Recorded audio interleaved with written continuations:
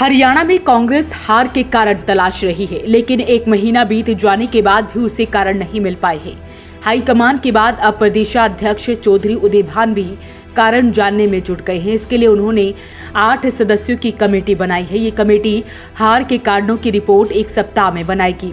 पूर्व सीएम भूपेंद्र सिंह हुड्डा के समधी करण सिंह दलाल को इस कमेटी का अध्यक्ष बनाया गया है। कांग्रेस लीगल सेल के अध्यक्ष केसी भाटिया, आफ्ताब अहमद, वीरेंद्र राठौड़, विजय प्रताप सिंह, वीरेंद्र उर्फ बुल्ले शाह, मनीषा सांगवान और जयवीर वाल्मीकि इस कमेटी में शामिल हैं। खास बात यह है कि हरियाणा कांग्रेस की बनाई इस कमेटी में भी गुटबाजी देखने को मिली। कुमारी सैलजा के मौजूदा संसदीय क्षेत्र और पुराने क्षेत्र से किसी को भी कमेटी में जगह नहीं दी गई है। सिरसा और अंबाला से कमेटी में कोई सदस्य शामिल नहीं किया गया है। इस कमेटी में हुड्डा गुट के सदस्यों को ही जगह दी गई है। हरियाणा विधानसभा चुनाव में अच्छे माहौल के बावजूद कांग्रेस की हार हुई है।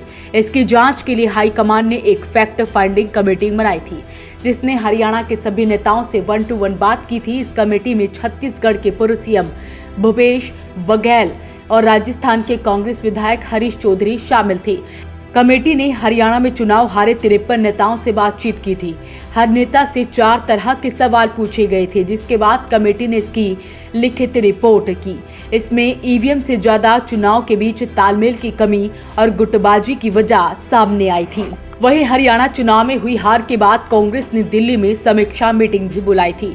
मल्लिकार्जुन खड़गे के घर हुई इस मीटिंग में राहुल गांधी भी मौजूद थे।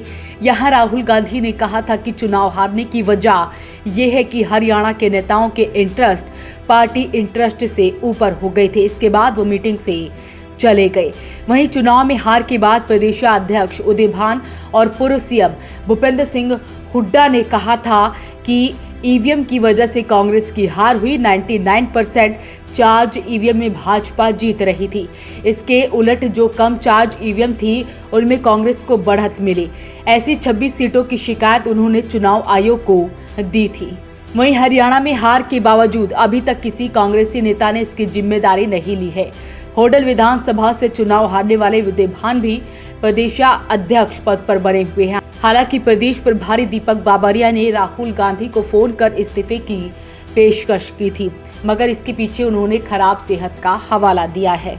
वहीं कांग्रेस 37 सीटें जीतकर प्रमुख विपक्षी दल बन चुकी है। ऐसे में अब नेता विपक्ष के पद के लिए दावेदारी चल रही है। हुड्डा गुट इस पर भूपेंद्र सिंह हुड्डा को ही चाहता है। उन्हें न बनाने पर झज्जर से विधायक गीता भुक्कल और थानेसर से अशोक अरोड़ा को दावेदार बनाया जा रहा है। उधर सिरसा सांसद कुमारी सैलजा के गुट से पंचकुला के विधायक चंद्रमोहन बिश्नोई का नाम आगे किया गया है। 18 अक्टूबर को इसे लेकर चंडीगढ़ में मीटिंग हुई, जिसमें सारे अधिकार हाईकमान को दिए गए।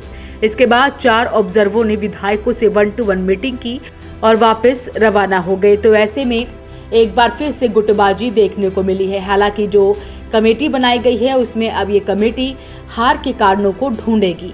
देखना होगा कि आगे क्या इसी तरह से गुटबाजी कांग्रेस में चलती रहेगी या फिर कुछ और होगा। अपील रहेगी इस वीडियो को आप शेयर जरूर करें। वॉइस ऑफ पानीपत के लिए ब्यूरो रिपोर्ट।